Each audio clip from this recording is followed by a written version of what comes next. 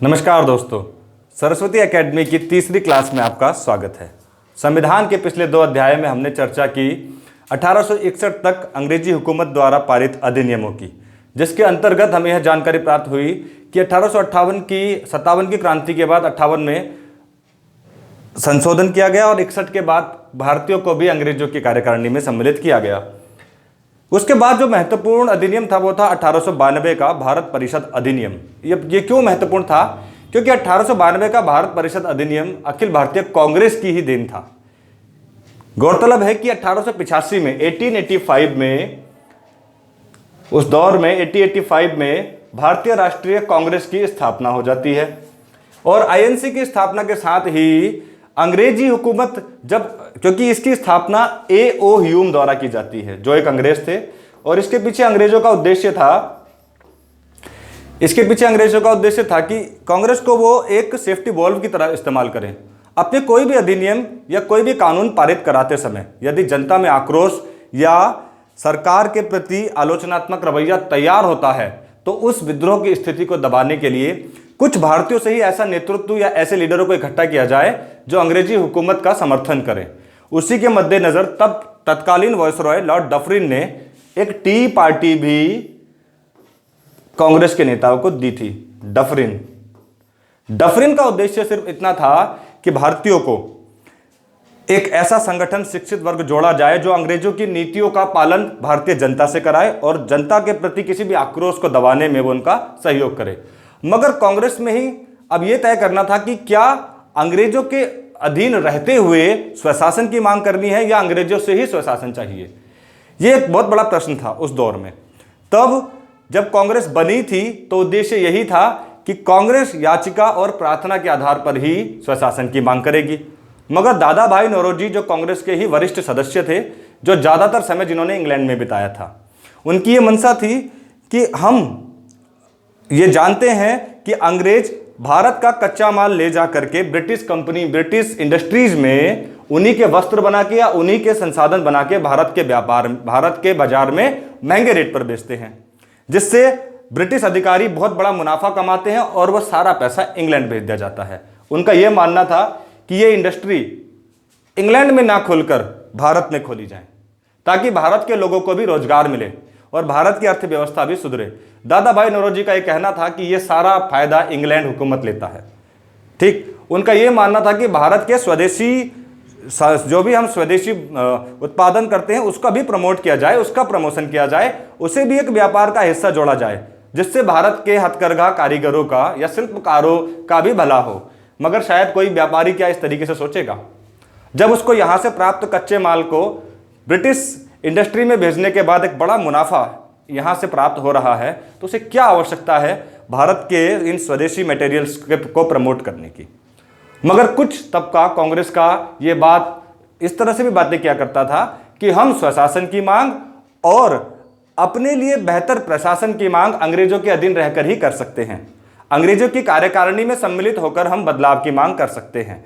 इसी के मद्देनजर 1892 का यह भारत परिषद अधिनियम आया। यहां पर भारतीयों की कुछ मांगे थी। उनका यह कहना था कि जो आपकी कार्यकारिणी है, वायसराय की कार्यकारिणी में कुछ फिक्स सदस्य हुआ करते थे जो उसके अपने सदस्य थे और कुछ अतिरिक्त सदस्य थे। अब इन अतिरिक्त सदस्यों पर आप गौर करिएगा। 1861 के भारत शासन अधिनियम के अंतर्गत 6 मिनिमम और 12 मैक्सिमम सदस्यों की नियुक्ति की गई थी। इन अतिरिक्त सदस्यों में से आधे कौन हुआ करते थे? अर्ध सरकारी, यानी कि गैर सरकारी, जिनको हम इंडियंस कहा करते थे। अब उन इंडियंस को गवर्नर जनरल या वायसराय की अतिरिक्त कार्यकारिणी में जोड़ा गया था, मगर ये मनोनीत होते थे। कांग्रेस चाहती थी ये मनोनीत नहीं, निर्वाचित हों।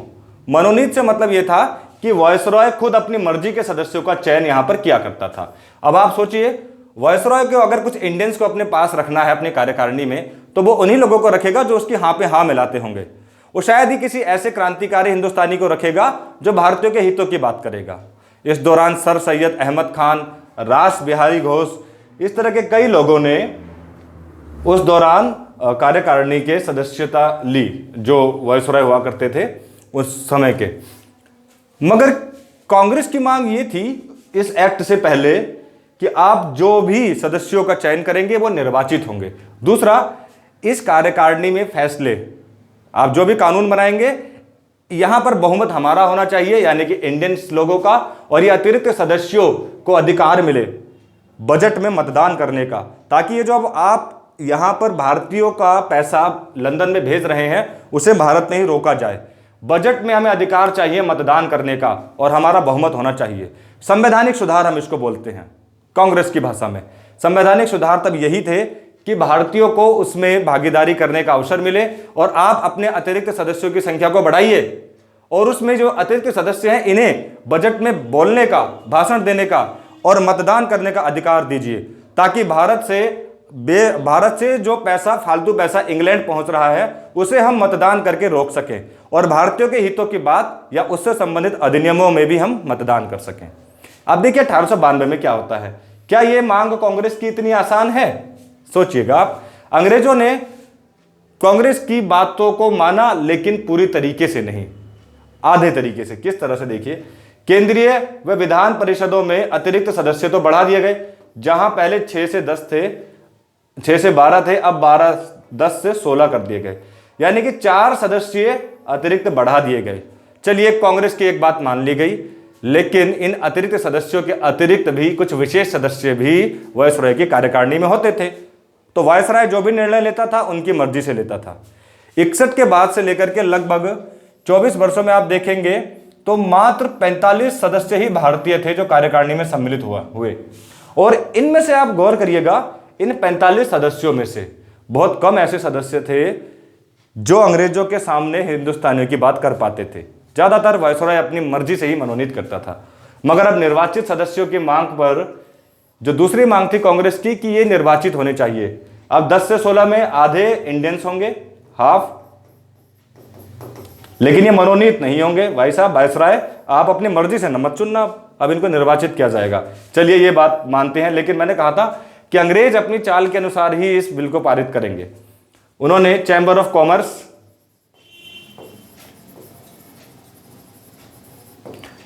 नगर पालिका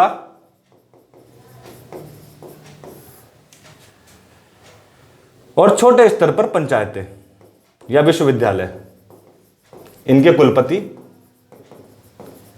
इनको अधिकार दे दिया इन अतिरिक्त हाफ इंडियंस के सिलेक्शन का। ये चयनित करेंगे। तो जनता वोट नहीं करेगी, लेकिन इसको कहेंगे कि ये चुनाव तो हो रहा है, देखिए सीमित मात्रा में ही सही, हम चुनाव तो करवा रहे हैं, आप ही के लोग चुनाव में प्रतिभाग भी कर रहे हैं। लेकिन अंग्रेजों ने यह भी सोचा कि कहीं सारे यही अर्ध सरकारी या हम कहेंगे ये गैर सरकारी सदस्य अगर सभी के सभी क्रांतिकारी उद्देश्यों के लिए यहां पर सम्मिलित हो गए तो गड़बड़ हो जाएगी। इसीलिए ये टीम चुनी गई, ये चयनित करेगी इन अतिरिक्त सदस्यों को। इसको हम बोलते थे थोड़ा सीमित मात्रा में निर्वाचन की व्यवस्था। दूसरा उनका यह मानना था कि हमें बजट में मतदान करने का मौका मिले, लेकिन अगर आप बजट में मतदान करने का मौका देंगे तो ये लोग तो इनको व्यापार ही नहीं करने देंगे। ब्रिटिश संसद जिस तरह से भारत का दमन करती है, ये तो सख्त उसके खिलाफ हो गया ना। आप उनको मतदान करने दे रहे हैं। अंग्रेज चाहते हैं कि यहां से इंडस्ट्री, यहां से कच्चा माल इंग्लैंड पहुंचाया जाए इंडस्ट्री के लिए। इन्होंने मतदान कर दिया, नहीं, रोकिए, कहीं नहीं भेजना। तो क्या अंग्रेज ऐसा चाहेंगे? नहीं चाहेंगे। तो उन्होंने कह दिया ठीक है, आप परिषद के कार्यों में देखिए वृद्धि तो कर दी क्योंकि 4 सदस्य बढ़ा दिए। वार्षिक आय और बजट का ब्यौरा प्रस्तुत करना, यह प्रस्तुत हो सकता है, लेकिन भारतीय सदस्य या गैर सरकारी सदस्य भाषण दे सकते हैं, बहस कर सकते हैं, मतदान नहीं कर सकते। बताइए, आप सिर्फ बोलने के लिए जा रहे हैं वहां पर, आपकी जो पीड़ा है रखिए, मगर आप मतदान नहीं कर सकते। आपकी समस्या का कोई समाधान हम नहीं करेंगे। आपको अपना गुस्सा निकालना है, निकालिए। ज्यादा ही जिद कर रहे हैं आप, तो बोलने का मौका हम दे देते हैं, मगर हमारा अधिकार है यहां पर व्यापार करना, उसमें आप हस्तक्षेप नहीं करेंगे। आपकी जिद थी, कार्यकारिणी में आपके सदस्यों को बढ़ा दिया। कुछ इसी तरह से अंग्रेजों ने भारतीयों को 1892 के भारत परिषद अधिनियम में फंसा दिया। गुस्से में भारतीयों ने भी ये साफ साफ कह दिया, बिना प्रतिनिधित्व के कोई कर नहीं, हम टैक्स नहीं देंगे। अगर हमारा प्रतिनिधित्व नहीं हो रहा कार्यकारिणी में, अगर हमें मतदान का अवसर नहीं मिल रहा और हमारा रुपया तुम इंग्लैंड में पहुंचा रहे हैं, तो एक नारा लगा था, बिना प्रतिनिधित्व के कोई कर नहीं। ये इसी की प्रतिशोध में सब भारत में घटित हो रहा था। और फिर भारतीयों की बोलने की स्वतंत्रता, प्रेस की स्वतंत्रता, कई स्वतंत्रता बैन कर दी गई, छीन ली। तब 1897 में लोकमान्य तिलक और कुछ प्रमुख नेता जो भारतीयों की आज़ादी की मांग कर रहे थे, उनके खिलाफ कई मुकदमे दायर किए गए और उन्हें कई बार जेल में भी भेजा गया। नाटू बंधुओं को तो बिना बात के ही जेल में डाल दिया गया, सिर्फ बोलने की आज़ादी की मांग करने पर। तो ये भारत परिषद अधिनियम 1892 किन उद्देश्यों में बनाया गया, किन परिस्थितियों में बनाया गया, ये आपके सामने मौजूद है। इसके बाद हम बात करते हैं भारत परिषद अधिनियम 1909। ये उस दौर का एक महत्वपूर्ण अधिनियम था। कांग्रेस उस दौर तक उग्र हो चुकी थी, कांग्रेस के 2 विभाजन भी हो गए थे। प्रार्थना और याचिकाएं अंग्रेज नहीं सुनते, वो एक बेवकूफ़ी भरा या फिर भारतीयों को बेवकूफ़ बनाने के लिए ऐसे अधिनियम पारित करते हैं कि आधी मांग तो स्वीकार कर लेते हैं, मगर अपने व्यापार, अपनी लूटपाट पर किसी तरह का प्रतिबंध लगाने की कोई शर्त वो उसमें नहीं रखते और भारतीयों को ज़्यादा अवसर देने के पक्षकार नहीं हैं। चाहते हैं चलिए इन्हें खुश करने के लिए इनकी भीड़ सम्मिलित कर दी जाए, मगर इनको बोलने का अधिकार ना दिए जाए। 1905 में बंगाल का विभाजन जब लॉर्ड कर्जन ने किया, ये कुछ वन लाइनर क्वेश्चन भी हैं जो शायद इतिहास से जुड़ते हैं, आपको याद भी होना चाहिए। लॉर्ड कर्जन ने जब बंगाल का विभाजन किया, तब के बंगाल पे आप गौर करेंगे तो उसका उद्देश्य एक्चुअल में ये था, क्योंकि जो पूर्वी बंगाल का क्षेत्र था वहां पर मुस्लिम आबादी काफ़ी ज़्यादा थी, जो आज का बांग्लादेश है। जो पश्चिमी बंगाल था, जो आज इंडिया में है, वहाँ हिंदू आबादी अत्यधिक थी। अंग्रेजों की मंशा ये थी, उन्होंने बंगाल का विभाजन करते समय ही ये घोषणा कर दी कि देखिए ढाका में अब मुस्लिमों को उनका अलग प्रतिनिधित्व मिलेगा। कहीं ना कहीं एक साजिश थी भारतीयों को तोड़ने की। अगर ये हिंदू और मुस्लिम एकता बनी रही तो शायद दिक्कतें खड़ी होंगी अंग्रेजों के लिए। जब उन्होंने नब्ज को टटोला, यही एक वो वजह है जो इनकी एकता को तोड़ सकता है। और कांग्रेस में जिस तरह से उग्र विचारधाराएं वहां पर जन्म ले रही थी, ये तरीका उनको खूब भाया। लॉर्ड कर्जन ने 1905 में बंगाल विभाजन किया और उसी का प्रतिफल मिला 1906 में मुस्लिम लीग बनी, और ये वही बनी जहां पर विभाजन हुआ था, ढाका में। ढाका आज बांग्लादेश की राजधानी है, आपको ज्यादातर लोगों को पता होगा। मुस्लिम लीग उसी का प्रतिफल था। बंगाल विभाजन के बाद जिस तरह से मुसलमानों को अलग किया गया, हालांकि बाद में 1911 में एकजुट कर दिया गया था। देखिए अब यही मुस्लिम लीग मांग करेगी कि हमारा प्रतिनिधित्व वहां पर नहीं है। जिस तरह से कांग्रेस ने अपना प्रतिनिधित्व बढ़वाया था, 6 से 10 सदस्यों के बाद 4 सदस्य बढ़वा दिए गए थे, उसी तरह से मुस्लिम लीग भी कहेगी कि मुस्लिमों को भी प्रतिनिधित्व दीजिए। उसी का प्रतिफल निकल कर आया भारत परिषद अधिनियम 1909। ध्यान दीजिएगा, ये जो क्रियाकलाप चल रहे हैं ना, ये सब उसी का नतीजा है। ये अंग्रेजों की वो साजिशें हैं जहां पर अब वो क्या करेंगे, क्योंकि कांग्रेस मांग कर रही थी कि बहुमत हमारा होना चाहिए, केंद्रीय विधानसभा में भी और प्रांतों में भी। अंग्रेजों ने कहा इनकी इस बात को अगर हम मान लेते हैं तो इनका डिवीजन भी होना चाहिए, इनका बहुमत होगा तो ये शोर करेंगे, उस शोर में हम पर दबाव बनेगा। उससे बेहतर है कि मुसलमानों को अलग कर दिया जाए और अब आइए, अब बहुमत दे देते हैं, लेकिन इन्हीं के लोग आपस में एकजुट नहीं हो पाएंगे। तो क्या किया गया, निर्वाचित सदस्यों की संख्या में वृद्धि कर दी गई। चलिए जी, यहां पर तकरीबन 105 सदस्य नियुक्त कर दिए। कितने?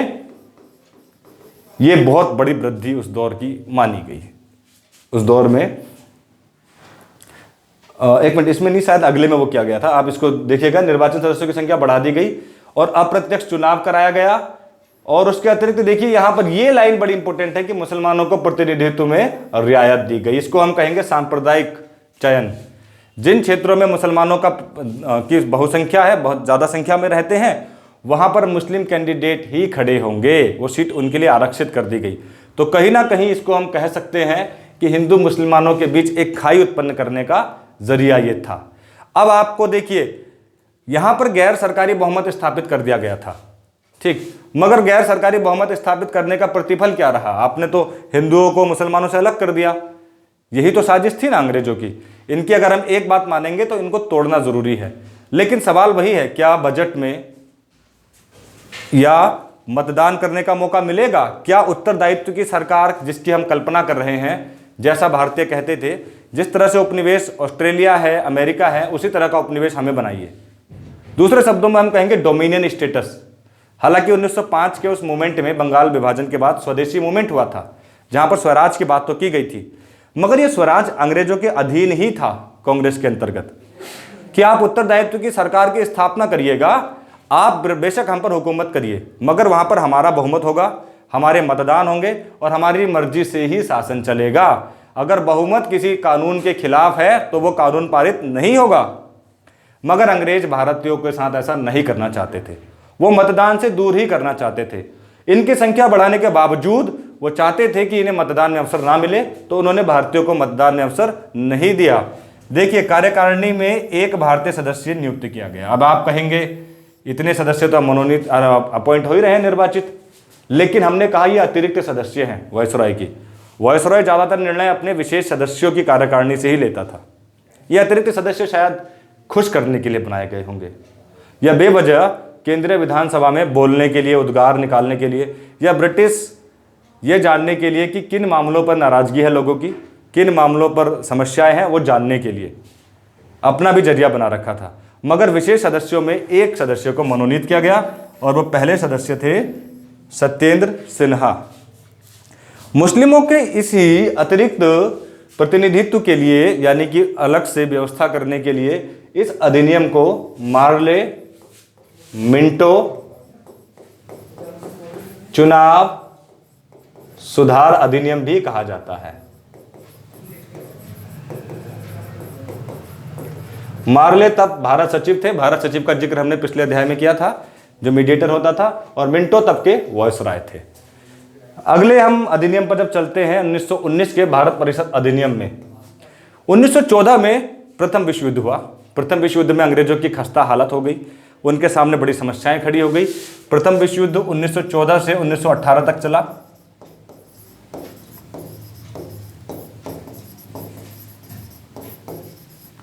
और इस दौरान भारतीयों को कहा गया कि आप युद्ध में हमारा सहयोग करिए। भारतीयों ने भी बदले में एक मांग की।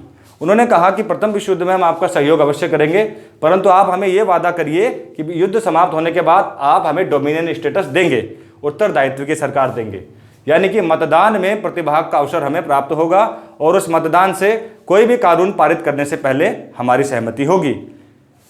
ब्रिटिश हुकूमत ने उस दौरान, क्योंकि असहाय स्थिति में थी, ये बात कह दी, ठीक है, विश्व युद्ध समाप्त होने के बाद इस पर हम चर्चा अवश्य करेंगे। उसी का एक प्रतिफल था भारत परिषद अधिनियम 1919। देखिए, आप विश्व युद्ध जीत चुके हैं, अब आपने जो भारतीयों को वादा किया था उसको पूरा करिए, मतदान का अवसर दीजिए। कानून में, हालांकि उन्होंने डोमिनियन स्टेटस की मांग करी है, शासन आप ही करिए, वायसराय आपका ही होगा, लेकिन कोई भी कानून हमारे सदस्यों की अनुमति के बिना पास नहीं होगा। अब ब्रिटिश संसद क्या करती है देखते हैं विश्व युद्ध के बाद। पहली बार 1919 के अधिनियम से ही राज्यसभा और लोकसभा का गठन किया गया। राज्यसभा को उच्च सदन और लोकसभा को निम्न सदन कहा गया। इंटरेस्टेड बात तो यह थी कि ये आज की संसद से अपोजिट थी। सदस्यों की संख्या इसमें 425 और उसमें 500 रखी गई, सॉरी यहाँ पर 250 500 कुछ ऐसा ही यहाँ पर रखा गया। अब इंटरेस्टेड बात तो ये थी कि आज हम राज्यसभा में अप्रत्यक्ष रूप से लोगों को चुनते हैं, तब ये नियम बनाया गया कि राज्यसभा में डायरेक्ट लोग वोट डालेंगे और लोकसभा में अप्रत्यक्ष। ये इसमें एक मैटर था, चलिए हम उस पर अभी ज़्यादा नहीं पढ़ते। तो ये 1919 में किया गया, लेकिन ये तो परीक्षा के लिए आपके लिए महत्वपूर्ण रहेगा कि राज्यसभा और लोकसभा का गठन किस अधिनियम के अंतर्गत किया गया। मेन सवाल तो ये है अभी भी कि उत्तरदायित्व की सरकार मिली या नहीं मिली, जो प्रॉमिस था। अंग्रेजों ने एक बार फिर एक नई चाल चल दी। अंग्रेजों ने क्या किया, द्वैत शासन की नई पद्धति बनाई। उस पद्धति में क्या किया, कुछ सुरक्षित विषय बना लिए जो फाइनेंशियली थे। फाइनेंस का मतलब क्या होता था, वित्त वाले, जो व्यापार वाले थे, जिनसे लाभ अर्जित करना होता था, जिनसे सरकारों को या अंग्रेजी हुकूमत को लाभ होता था, वो विषय अपने पास रखे। और उन पर कह दिया गया इन पर कानून वायसराय अपनी विशेष कार्यकारिणी की मदद से लेगा, यानी कि इस पर कानून बनाने का अधिकार सिर्फ वायसराय को है। और कुछ विषय बना दिया हस्तांतरित, और इन्हीं को पकड़कर उन्होंने कहा लो तुम्हें मिल गया तुम्हारा स्वशासन। ऐसे विषय जिन पर अर्निंग नहीं होती है, सिर्फ व्यय होता है, आय वाले विषय खुद अपने पास रख लिए, और व्यय वाले शिक्षा हुआ, स्वास्थ्य हुआ, और इस तरह के विषय जहां पर सिर्फ व्यय होना है, और कानून व्यवस्था हुई, ये चीजें क्या करी गई, भू राजस्व हुआ, ये शिक्षा, स्वास्थ्य, ऐसे विषय जहां से अंग्रेजों को ज्यादा अर्निंग नहीं होती, वो हस्तांतरित विषय कर दिए। और उसमें कह दिया गया कि चलिए इनका निर्णय बहुमत के आधार पर होगा। यहां पर भारतीयों का उत्तरदायित्व हो गया, इनके लिए सवाल भी करेंगे आप, इनके लिए मतदान भी करेंगे। देखिए चाल कितनी अच्छी है, मतलब पकड़ बना के रखनी है। आप स्वशासन मांग रहे थे, हम दे देते हैं, मगर जब आपके पास इनकमिंग के साधन ही कंट्रोल में नहीं रहेंगे तो आप कितना खर्च कर पाएंगे अपने देश के लोगों के लिए। हस्तांतरित विषय में तो उन विषय को रखा गया जिससे ज्यादा भलाई वो कर भी नहीं सकते भारतीयों की, और भारतीयों के हित तो संरक्षित विषय में अपने पास रख लिए गए और कहने के लिए बोल दिया गया, आपकी मांग मान ली गई। तो एक प्रकार से ये अच्छा खेल खेला। इसको हम द्वैत शासन बोलते हैं कि एक द्वैत शासन अपने 1784 में पड़ा था, ऐसा ही समझिए। व्यापारिक मामले खुद रख दिए और प्रशासनिक मामले दे दिए गए इंडियंस को, पकड़िए इन्हें, करिए तुम्हारा राज तुम्हारा शासन। भारतीय इस चाल को समझ गए, उन्होंने कहा, फिर से बेवकूफ बनाया गया। हमें कहा गया था डोमिनियन स्टेटस, और यहां पर देखिए व्यय के लिए हमें लगा दिया। एक प्रकार से चाल चली गई है भारतीयों के उस आक्रोश को दबाने की। ऊपर से टैक्स इतना बढ़ा दिया गया, इतना बढ़ा दिया गया कि समस्याएं खड़ी हो गई। फिर यह कह दिया गया कि इसकी समीक्षा हम 10 वर्षों बाद करेंगे। आरंभ में क्या किया गया, इस द्वैत शासन को प्रांतों में लागू किया गया, ठीक, राज्यों में लागू किया गया, और केंद्र में किसी भी तरह का कोई परिवर्तन नहीं किया गया। बड़ी दिक्कत थी कि केंद्रीय प्रशासन वैसे ही चलेगा जैसे पहले चलता था, वहां पर सारे विषय अपने पास रख लिए, और प्रांतों के विषयों को इस तरह से डिवाइड कर दिया गया। इसी का और टैक्स इतना बढ़ा दिया गया क्योंकि विश्व युद्ध में वो हार चुके थे, सारी भरपाई भारतीयों से की गई। 10 साल बाद जब समीक्षा होनी थी इसकी, तो अंग्रेज में सत्ता परिवर्तन होने वाली थी, इंग्लैंड में लेबर पार्टी के आने की संभावना थी, और 1927 में ही साइमन कमीशन बना दिया गया इसकी समीक्षा के लिए। इसका विरोध लगातार भारत में जारी था। इस एक्ट का बहुत विरोध हुआ। इसके बाद आप देखेंगे तो उस समय पर जलियांवाला कांड भी हुआ था, रोलेक्ट एक्ट भी पारित हुआ था, ये 1919 में ही हुआ था। मगर 10 वर्षों से पहले ही साइमन कमीशन का गठन कर दिया गया कि द्वैत शासन कितना सही, और भारतीय मांग कर रहे थे कि द्वैत शासन को हटाया जाए, पूरा संरक्षित विषय और हस्तांतरित विषय पर हमारा अधिकार होना चाहिए। तब भारतीयों को कहा गया, 1927 में भारतीयों ने कहा कि इसकी जो 10 साल बाद समीक्षा होगी वो हम करेंगे, हमें इसमें सुधार चाहिए। मगर 10 साल से पहले ही साइमन कमीशन गठन कर दिया, और इसमें एक भी इंडियन नहीं था। आप भारत का भविष्य निर्धारित कर रहे हैं, आप द्वैत शासन की बात कर रहे हैं, और उस द्वैत शासन में उसकी समीक्षा हो रही है, और उस समीक्षा में एक भी भारतीय नहीं होगा, तो कैसे काम होगा। उसका विरोध हुआ जगह जगह पर। 1928 तक ये स्थितियां बन गई कि लाला लाजपत राय जी की डेथ हो जाती है इसी साइमन कमीशन के विरोध में। और इतना आक्रोश बढ़ गया कि अंग्रेजों ने कहा कि आप लोगों को हम इसीलिए अधिकार नहीं देना चाहते उत्तरदायित्व का, क्योंकि आप लोग इसके सक्षम ही नहीं हैं। आप लोग जातियों में, धर्मों में इतने बटे हैं कि आप इस लायक ही नहीं हैं कि आप अपने खुद का संविधान बना सके, आपकी हिम्मत नहीं है। अगर हम आपको अधिकार दे देते हैं उत्तरदायित्व सरकार का, ये आप बर्दाश्त नहीं कर पाएंगे। उन्होंने कहा, अंग्रेजों ने, ठीक है, आप इतना आक्रोशित हैं, आप में हिम्मत है, तो आप बनाइए अपना संविधान। तो नेहरू रिपोर्ट वहां पर तैयार की गई। लेकिन जो अंग्रेजों ने कहा था, तब शायद मोतीलाल नेहरू इसके अध्यक्ष थे, तब शायद वो बात सही साबित हुई। ये 1928 में आई थी। इसमें पहली बार मूल अधिकारों की भी बात की गई, मूल अधिकार। मगर हैरानी की बात तो ये थी कि यहां पर सिंध और उत्तर पश्चिमी प्रांत बलूचिस्तान को लेकर जिन्ना ने स्पष्ट कर दिया, नए प्रांतों का गठन होगा, मुसलमानों को प्रतिनिधित्व अधिक मिलेगा। ये बात अंग्रेजों ने पहले ही कही थी कि आप लोग एक मिक्स संविधान नहीं बना सकते। और नेहरू रिपोर्ट में ये समस्याएं लगातार बनती रही, और अंग्रेजों ने कह दिया, आपसे नहीं होगा। नेहरू रिपोर्ट में समस्याएं बहुत बड़ी जन्म ले गई थी, और उस समय पर फिर गोलमेज सम्मेलन भी हुए थे, जिसमें भारतीयों ने कहा था कि द्वैत शासन पर चर्चा करेंगे। उन्होंने कहा नहीं करेंगे। तो कांग्रेस वाले 1930 के गोलमेज सम्मेलन में तो गए ही नहीं। 1931 में गए तो अर्धनग्न फकीर बना दिया गांधी जी को। वो इतिहास का चर्चा है, हम इतिहास में चर्चा करेंगे। अब आते हैं हम भारत के सबसे महत्वपूर्ण और भारत के मूल संविधान में जिसकी सबसे ज़्यादा हिस्सेदारी है, भारत शासन अधिनियम 1935। आप इसको समझिएगा, भारत शासन अधिनियम 1935 ये भारत के मूल संविधान में इससे लिए गए सबसे ज़्यादा अंग हैं। ये लगभग भारत के मूल संविधान की ही जड़ है। 1935 इसके अंतर्गत एक अखिल भारतीय संघ की स्थापना हुई। सारे राज्यों को मिलाकर, देशी रियासतों को मिलाकर एक देश तैयार हुआ, भारत, जो भारत के अनुच्छेद 1 में है। देखिएगा, एक अखिल भारतीय संघ का एक प्रावधान किया गया। ये काफ़ी विस्तृत है, काफ़ी बड़ा है, लेकिन गौर से देखिएगा, इससे महत्वपूर्ण सवाल बहुत बनते हैं। भारत शासन अधिनियम 1935, इसमें एक अखिल भारतीय संघ की इसकी संख्या का प्रावधान किया गया। अच्छा, मैं आपको एक चीज़ बताना भूल गया, 1919 के इस एक्ट को चेम्सफोर्ड मॉन्टेग्यू चुनाव सुधार अधिनियम भी कहते हैं। मॉन्टेग्यू तब भारत सचिव थे।